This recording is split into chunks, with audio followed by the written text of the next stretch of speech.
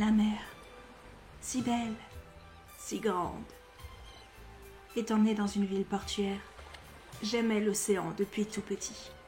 Je n'avais qu'un rêve, qu'un seul but, m'engager comme matelot sur un navire, peu importe lequel, pour voir vivre sur les flots, naviguer, sentir les vagues sous mes pieds à chaque instant. Oui, j'avais tellement hâte. Normalement, je devais attendre encore 1 an avant d'avoir le droit de m'engager. Mais j'étais plutôt grand, donc je devrais pouvoir me faire accepter, en trichant un peu.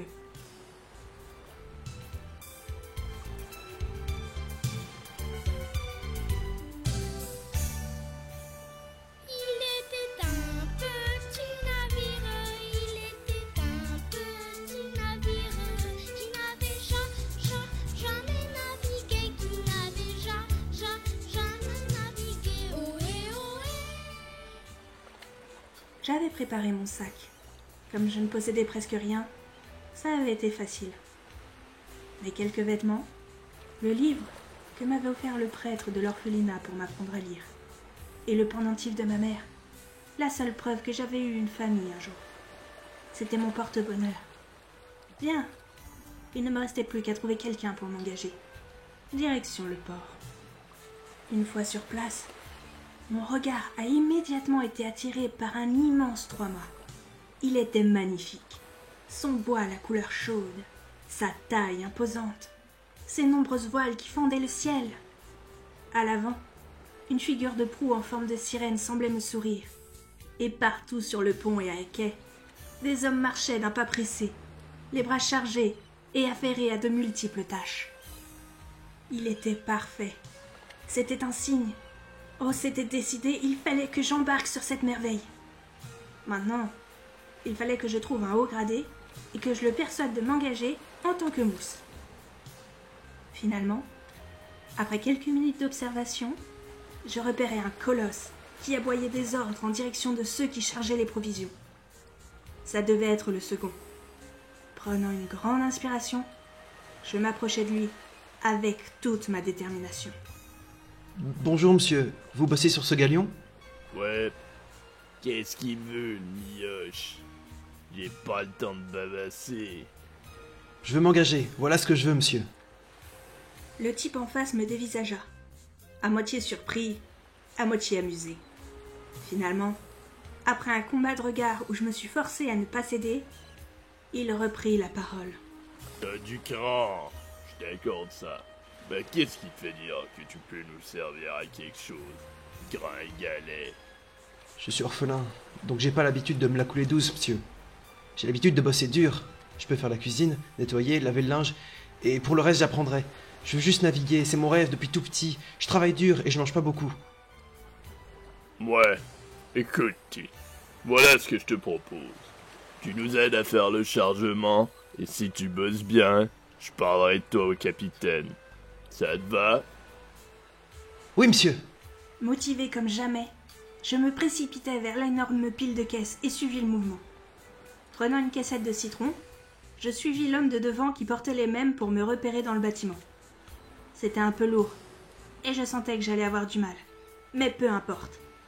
J'avais enfin mis les pieds sur un vrai bateau. Malgré le fait qu'on était à quai, je sentais le pont tanguer délicatement sous mes pieds. Et j'adorais ça. Mes muscles étaient tétanisés quand nous sommes finalement arrivés au bout.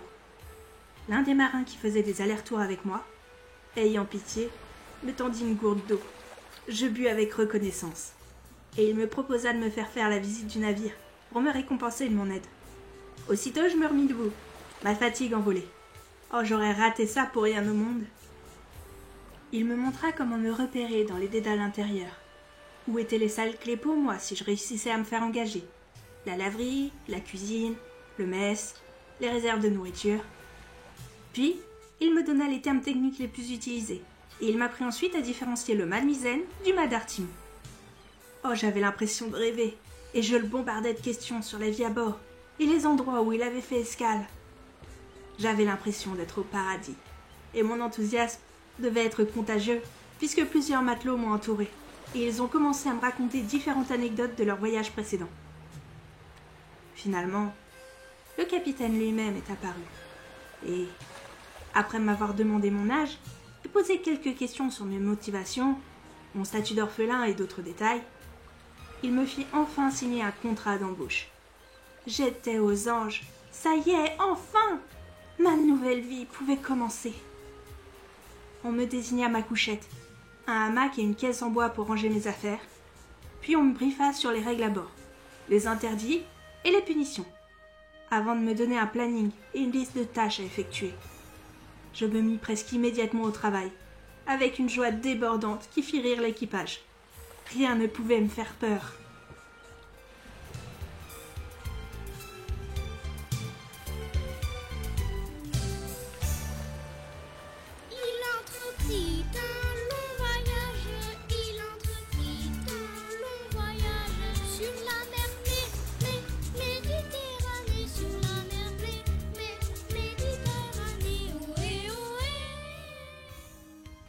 Ça y est, le navire a levé l'ancre. Oh, je suis excitée comme une puce. La brise marine gonfla les voiles, et le bateau s'avança, fendant les vagues. Quelle sensation merveilleuse! J'en profitai quelques minutes avant de rejoindre la cuisine. J'ai une 50aine de kilos de légumes à éplucher pour ce midi. J'aimais bien travailler en cuisine. Le chef, c'est un vieux briscard un peu bougon, mais il avait toujours une nouvelle histoire dans sa manche, et il aimait l'océan autant que moi. Un rythme effréné commença alors pour moi. Le matin, préparation du petit déjeuner. Puis le repas, avant de débarrasser les tables et de faire la vaisselle. Ensuite, je devais aider, soit à nettoyer le pont, soit à laver le linge, avant de filer pour la préparation du repas de midi. Après la vaisselle de midi, j'étais en repos pour 1 heure.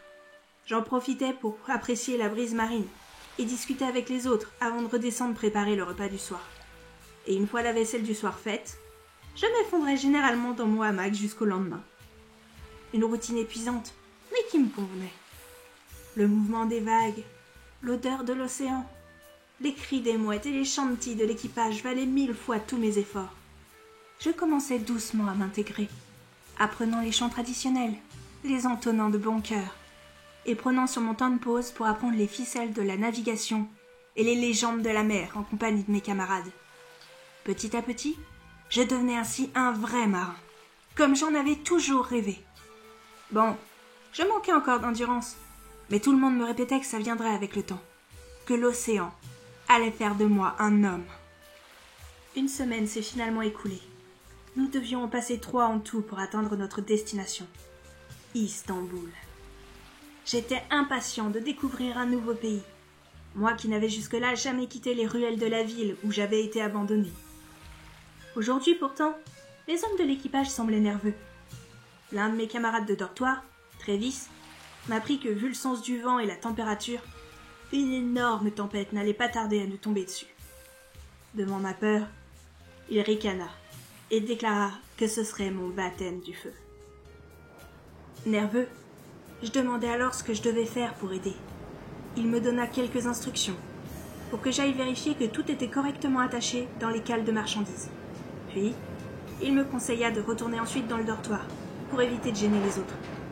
Ou de passer par-dessus bord, finit-il par me dire en rigolant et en me tapant dans le dos, me décrochant un poumon au passage.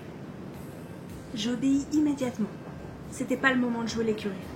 Quand j'aurai plus d'expérience de marin, je pourrai monter sur le pont pour naviguer en pleine tempête. Soudain, le tangage s'accentuait, petit à petit, et je commençais à me sentir vraiment barbouillée. Le mal de mer, c'était bien la première fois que je me sentais comme ça. Qu'est-ce que c'était désagréable! Et puis soudain, l'enfer s'est déchaîné. Des chocs de plus en plus violents et des roulis terribles qui me jetaient d'un bout à l'autre de la pièce. Je m'accrochais comme je pouvais à mon hamac, tentant de garder un semblant d'équilibre. Il fallait que je tienne bon jusqu'à la fin. Juste m'accrocher et attendre en priant pour que le bateau tienne le coup. 2 jours. 2 jours de cauchemar et de chaos interminable. J'avais faim, soif, et j'étais couvert de bleu. Mais par miracle, le bateau flottait toujours. Travis finit par ouvrir la porte, titubant dans le dortoir. Il était trempé et semblait si épuisé qu'il aurait pu s'évanouir sur place. Il me lança un sourire fatigué avant de se laisser tomber sur son hamac, tandis que d'autres hommes dans le même état arrivaient à sa suite. Sacré secousse, pas vrai, Ptio? Bon, comment ça va, pas trop crevé? Si, et j'ai mal partout. Mais bon, au moins j'ai pas vomi. Pas mal pour une première fois. Au fait, le cuistot t'appelle. J'y vais. Sûr qu'après cette tempête, tout le monde doit être affamé. Je pourrais en manger 2 des comme toi. Amusé, je me rendis à toute vitesse à la cuisine. Le chef s'y affairait déjà et il se contenta de me pointer du doigt plusieurs sacs de pommes de terre dans un coin. Je pris un tabouret et me mis aussitôt au travail, les épluchant le plus vite possible. Pas besoin de parler, l'ordre était évident. Et puis, j'avais une faim de loup. Le soir, tout l'équipage a fait la fête pour célébrer notre survie à cette épreuve. On chantait, dansait, jouait aux dés. Seule l'équipe de quart et le capitaine ne se sont pas joints à nous. L'une occupée à manœuvrer le bateau, l'autre à calculer notre position actuelle et à rectifier le cap pour atteindre notre destination. Et moi je chantais à plein poumon. Heureux d'être là, d'être en vie, avec eux. De nombreuses journées sont passées depuis ma première tempête. 3 semaines à peu près. Si le voyage s'était déroulé sans accroc, on aurait déjà dû arriver en vue des côtes turques, et nous les longerions pour atteindre le port d'Istanbul. Seulement voilà, les différentes tempêtes nous ont fait dévier, et nous ont grandement éloignés de notre destination. En 3 semaines, nous en avons essuyé 4, bousculant le bateau, et nous perdant de plus en plus. Depuis 1 semaine environ, je passais moins de temps en cuisine. Nous devions en effet rationner la nourriture plus durement, passant à 2 repas par jour. Et depuis ce matin, nous avions même reçu l'ordre de se limiter à un seul et unique repas. Ce n'était vraiment pas bon signe. Tout le monde est nerveux. Et la faim n'arrange rien.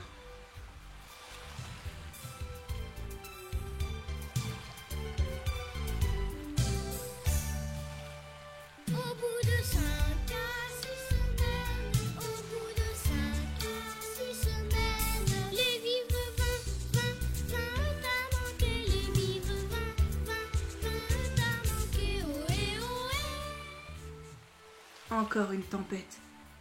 Nos réserves sont épuisées.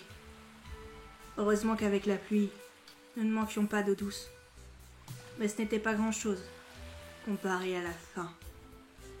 La faim, elle grondait, me tordait le ventre, rampait dans mes veines comme un monstre attendant ma mort. Elle ne me quittait plus, me dévorant de l'intérieur. Un jour de plus. Mais ce jour-là, ce n'était pas la faim qui me broyait le cœur. Travis était mort. C'était arrivé comme ça, soudainement. Il était descendu à fond de cale pour chercher des cordages. Il avait glissé de l'échelle. La faute à la fatigue et au manque de nourriture. Nuque brisée. Il était mort sur le coup.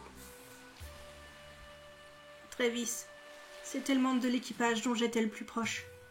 C'était mon voisin de couchette, et il prenait particulièrement soin de moi. Il m'apprenait ses chantiers préférés, les manœuvres de navigation, ou les légendes qui couraient sur l'océan. De temps en temps, je me disais que ça devait ressembler à ça d'avoir un père. Il avait même pris l'habitude de me donner une partie de ses repas, de temps en temps, quand j'avais du mal à tenir la cadence. En y repensant, je me disais que les choses auraient peut-être pu être différentes s'il avait gardé sa nourriture pour lui. Il n'aurait peut-être pas raté le barreau de l'échelle. Un peu plus tard, juste avant ma pause de l'après-midi, le capitaine a pris une décision terrifiante. L'équipe chargée du repas devait... Oh mon Dieu! On devait cuisiner Travis. J'étais sous le choc, et tout le monde avait le regard sombre. Mais personne n'a rien dit. Une fois le capitaine parti, le chef me tapota l'épaule avant de m'expliquer que ça faisait plaisir à personne, mais que c'était nécessaire. Travis était mort, et on ne pouvait plus rien faire pour lui. Mais lui pouvait nous permettre de vivre 2 ou 3 jours de plus. Et si le ciel était avec nous, ça serait suffisant pour atteindre la terre ferme, et nous sauver tous. Puis de toute manière, c'était un ordre. Il n'y avait pas à discuter. Comme tout le monde savait à quel point je tenais à lui, ils m'ont donné la possibilité d'aller bosser à la laverie, pour que je puisse éviter de voir le spectacle morbide. Je leur en étais vraiment reconnaissant. Mais l'idée du repas du soir me donnait la nausée, malgré la faim. Quand est arrivé le repas du soir, on a fait une minute de silence pour ce pauvre Travis, et on a prié pour le salut de son âme, avant de se forcer à manger. Pour la première fois depuis longtemps, personne ne s'est plaint de la maigre quantité de nourriture. Le goût en lui-même n'était pas mauvais, mais je devais me forcer à ne pas vomir. Cette nourriture, elle était trop précieuse. Je devais vivre pour lui, pour Travis. Le capitaine a pris la parole et a tenté de nous rassurer. Il nous jura qu'il avait réussi à remettre le bon cap et que nous atteindrions la terre ferme d'ici 1 semaine au grand maximum. Notre salut n'était plus qu'une question de jours, et on priait tous pour qu'il ait raison. 2 jours passèrent sans apercevoir la terre promise. Les estomacs étaient à nouveau bien trop vides. J'avais faim et peur. J'avais surpris une conversation terrifiante entre 2 marins, qui priaient pour une nouvelle mort. La tension montait de plus en plus. C'était encore pire qu'avant la mort de Travis. Et j'aurais pas été surpris si une mort violente avait lieu. D'heure en heure, je voyais de plus en plus de marins se rendre dans la cabine du capitaine pour parler avec lui. Et ça augmentait mon malaise. Je priais de toutes mes forces restantes. Par pitié, mon Dieu, faites qu'on puisse enfin atteindre la terre ferme. Le capitaine vient de sonner le rassemblement. Je meurs de faim. J'en arrive presque à souhaiter moi aussi l'annonce d'un décès. Le second, celui qui m'avait fait embaucher, a alors débarqué avec une boîte entre les mains et puis il a pris la parole. Bon, écoutez les gars, je vais pas passer par 4 chemins. On est obligé d'agir si on veut pas tout s'y passer. De toute façon, vous êtes au courant, vu que vous êtes presque tous passés gueuler en exigeant un sacrifice. Bref, on n'a pas le choix. Dans cette boîte, il y a des boules de vote. On a fait une liste avec le capitaine. Ceux qui sont irremplaçables, vous piochez pas. Faut que le bateau continue à naviguer. Les autres, vous êtes classés par ordre d'ancienneté. Plus vous êtes là depuis longtemps, plus vous avez de chances de vous en sortir. Excepté les 3 merdeux qui ont volé de la bouffe la semaine dernière. Vous piocherez en dernier. Boule blanche, vous restez. Celui qui tire la noire. Je suis désolé pour lui, mais c'est nécessaire. Il n'avait pas besoin d'en dire plus. On savait tous ce que ça voulait dire. Moi, j'étais mort de trouille. Vu que j'étais le dernier arrivé, je piochais juste avant les voleurs. Si ça arrivait jusqu'à moi, j'avais une chance sur 4 de mourir. Les noms commençaient à résonner. Et, un par un, les concernés venaient tirer leur sort. Des soupirs de soulagement résonnaient, tandis que je me crispais de plus en plus à chaque boule blanche dévoilée. J'arrivais pas à croire que j'en venais à souhaiter la mort d'un de mes camarades. Pourtant, à chaque tirage, je priais pour que la boule fatale soit tirée. Je veux pas mourir. Une autre boule blanche. Je veux pas mourir. Mon tour. J'avais faim. Mon estomac se digérait tout seul. Et j'avais tellement peur. Je veux pas mourir. Je glisse lentement ma main dans la boîte. 4 boules. Laquelle était blanche? Il fallait que je tire une blanche. Je veux pas mourir. Je restai un moment, n'osant pas retirer ma main. Le silence autour de moi était assourdissant. Je veux pas mourir. Je sors finalement ma main. Les murmures retentirent. Dans ma paume, une boule noire. Je voulais juste naviguer.